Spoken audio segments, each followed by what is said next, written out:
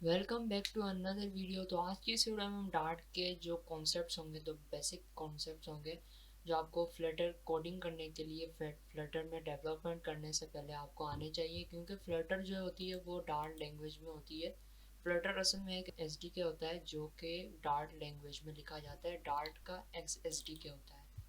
तो dart language में हम जो है फ्लटर को लिखते हैं। तो सबसे पहले तो एंड्रॉयड स्टूडियो को इस ओपन मैंने कर लिया है, और हम जो है डार्ट के बेसिक्स से जानेंगे कोडिंग करने से पहले या डेवलपमेंट करने से पहले फ्लटर में या डार्ट में। तो जैसे ही आप कोई भी प्रोजेक्ट बनाते हैं तो सबसे पहले तो ये मेन डॉट डार्ट फाइल आपकी ओपन हो जाती है। इसमें ये सारा कोड होता है। ये आपको समझने में थोड़ी दिक्कत आएगी, आपको थोड़ी मुश्किल आएगी कि आप ये कैसे समझें।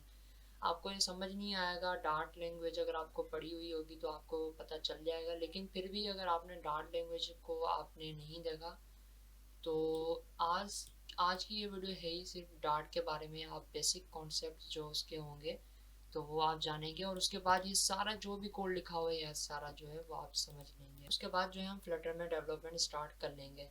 सबसे पहले तो आपने क्या करना है कि यहाँ पर लिब फोल्डर है, ये देखें लिब फोल्डर है। इसको न्यू राइट क्लिक करके न्यू में जाना है। उसके बाद जो है डार्ट फाइल में चले जाना है। यहाँ पर आपने कोई भी नाम रख लेना है। मैं यहाँ पर प्रैक्टिस नाम रख लेता हूँ। और दूसरी बात कि मैंने फ़ाइल बना दी, आप बोलेंगे कि ये पता नहीं क्या कर रहा है, फोल्डर में गया उसमें प्रैक्टिस जो फ़ाइल बना दी, पता नहीं क्या कर रहा है, कुछ समझ नहीं आ रहा। तो आपने अभी तो कुछ समझना भी नहीं है, सिर्फ डार्ट के कॉन्सेप्ट समझने हैं, बाकी आपको कुछ भी नहीं करना। ये सारे जो फोल्डर्स हैं, फाइल्स हैं, ये सारे आपको अगली वीडियोज़ में, आने वाली वीडियोज़ में आपको सारे समझाएंगे कि ये कहाँ यूज़ होते हैं, क्यों यूज़ होते हैं, कहाँ यूज़ करने चाहिए। सारे प्रोजेक्ट जब हम डेवलपमेंट करेंगे तो ये सारे जो भी प्रोजेक्ट्स हैं तो ये सारे यूज़ होंगे। तो जैसा कि यहाँ पर मैंने प्रैक्टिस डॉट डार्ट फाइल बना दी, और यहाँ पर आपने सबसे पहले तो मेन फंक्शन बना देना है वॉइड। वॉइड का मतलब है कि खाली।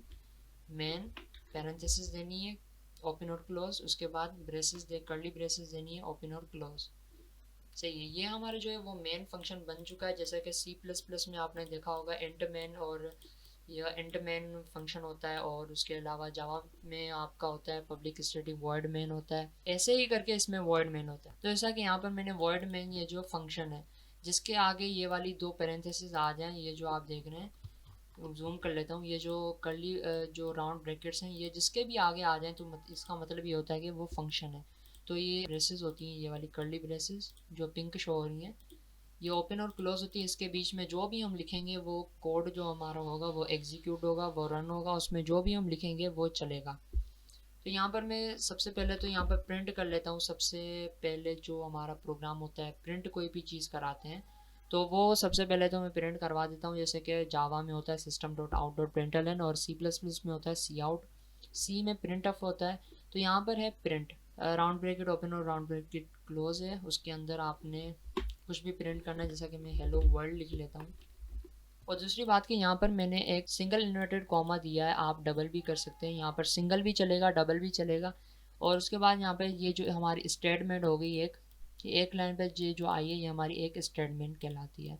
तो इसके लास्ट में हमने सेमी कॉलन लाजमी लगाना है। कोई भी स्टेटमेंट एंड होती है तो उसके लास्ट में हम जो है सेमी कॉलन लगा लेते हैं। तो ये अब इसको रन करके देखते हैं कि क्या हमारा शो हो रहा है। प्रिंट शो हो रहा है, हेलो वर्ल्ड शो हो रहा है। तो यहाँ पर ये जो ग्रीन बटन है प्ले वाला, इसको क्लिक करना है और रन प्रैक्टिस डॉट डार्ट को आपने क्लिक कर लेना है। तो ये जैसा कि यहाँ पर हमारा रन हो चुका है टर्मिनल में। तो यहाँ पर जो भी हमने प्रिंट किया था हेलो वर्ल्ड वो यहाँ पर आ चुका है। तो यहाँ पर उसके अलावा मैंने बोला कि डबल इन्वर्टेड कॉमास लगाऊंगा तो फिर भी होगा, तो उसको भी हम ट्राई कर लेते हैं। ये मैंने यहाँ पर डबल इन्वर्टेड कॉमा लगा दिया। तो यहाँ पर देखते हैं अब जो हमारा रन होता है कि ये नहीं होता।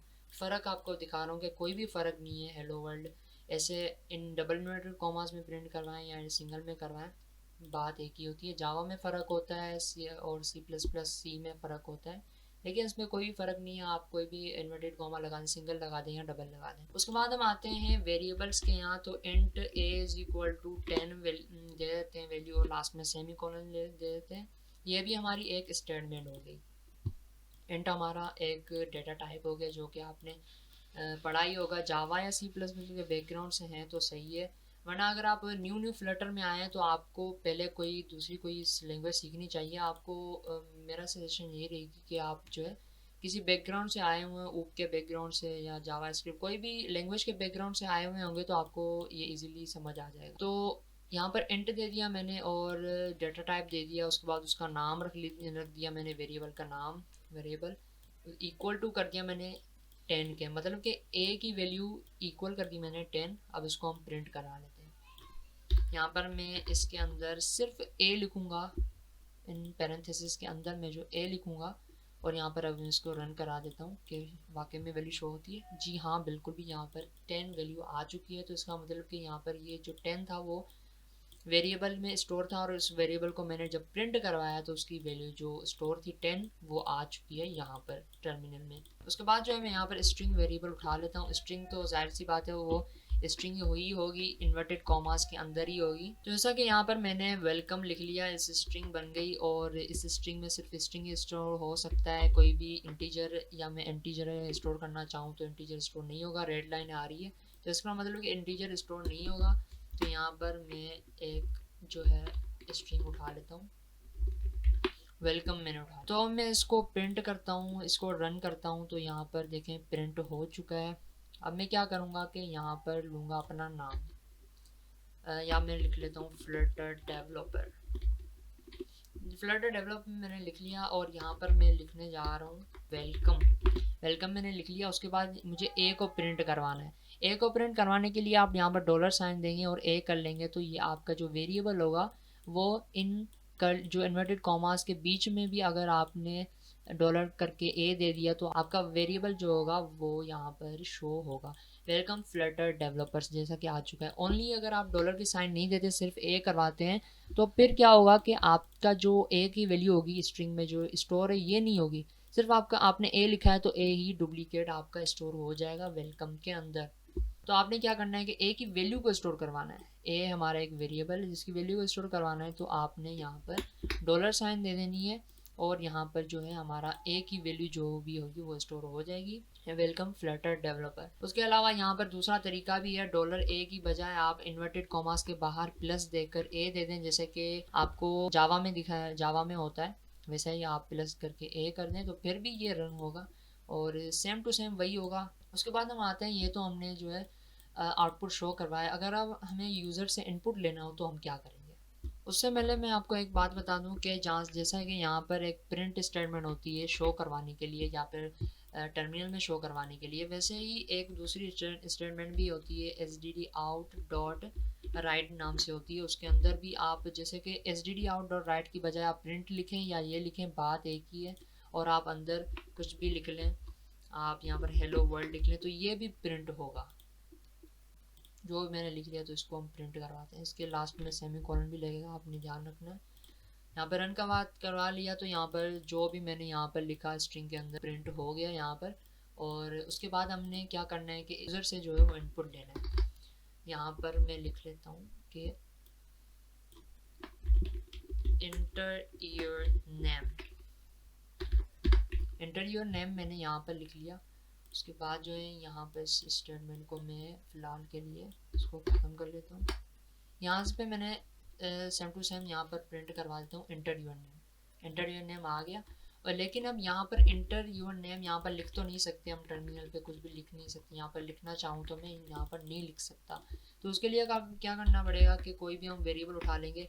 आपने नेम को जो है वो इंटर करवाना है यूज़र से, तो हम स्ट्रिंग वेरिएबल उठाएंगे, नेम उसका नाम रख लेंगे, इक्वल टू कर देंगे।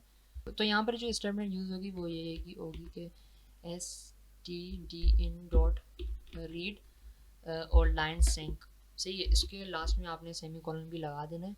तो ये जो होगी वो आपकी जो भी आपका यूज़र इनपुट करेगा तो उसको आपको जो है वो शो करवा देगी। अब यहाँ पर रेड लाइन आ रही है, तो अब इस कॉन्सेप्ट को भी समझ लेते हैं कि ये रेड लाइन आ क्यों रही है, क्यों आ रही है, आपको प्रॉब्लम आ सकती है, तो इसलिए ये रेड लाइन को हम सोल्व करने जा रहे हैं। तो आपको ये जो कॉन्सेप्ट होगा, ये भी आपका जो प्रॉब्लम होगा उसको सॉल्यूशन भी आपको मिल जाएगा, आपके जहन में एक बेसिक कॉन्सेप्ट भी आ जाएगा। तो यहाँ पर स्ट्रिंग की बजाय मैं यहाँ पर वेयर लिख लेता हूँ, तो अब ये करेक्ट हो जाता है। अब ये करेक्ट क्यों होता है?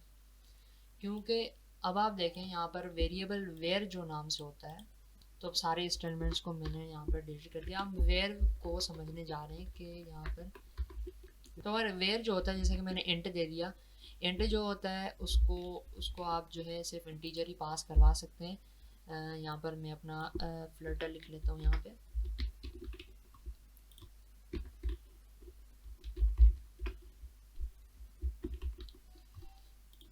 जैसा कि मैंने यहाँ पर वेयर लिखा है, आप यहाँ पर स्ट्रिंग लिखें तो फिर भी मसला नहीं होगा, आप वेयर लिखें फिर भी मसला नहीं होगा, ये फिर भी करेक्ट। लेकिन अगर आप इंटीजर देते हैं तो फिर यहाँ पर मसला आता है कि आप इंटीजर डेटा टाइप आपने दिया है, लेकिन आप क्या कर रहे हैं कि स्ट्रिंग को यहाँ पर इसको दे रहे हैं, इसकी असाइन जो वैल्यू कर रहे हैं वो स्ट्रिंग कर रहे हैं।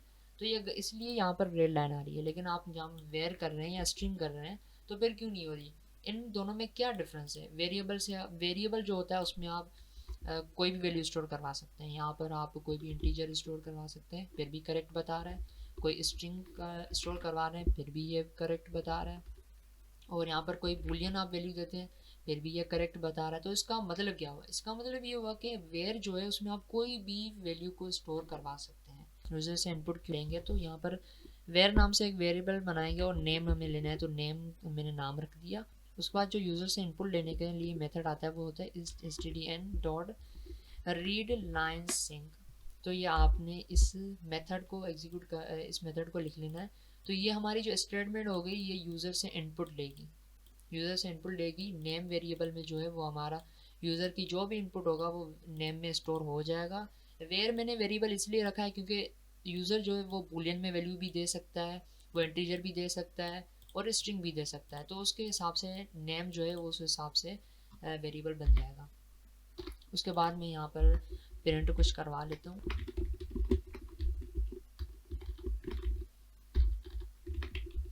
यहाँ पर मैंने एंटर योर नेम लिख लिया और उसके बाद जो यूज़र अपना नाम जो है वो इनपुट करेगा और यहाँ मैं सेमीकोलन दे देता हूँ।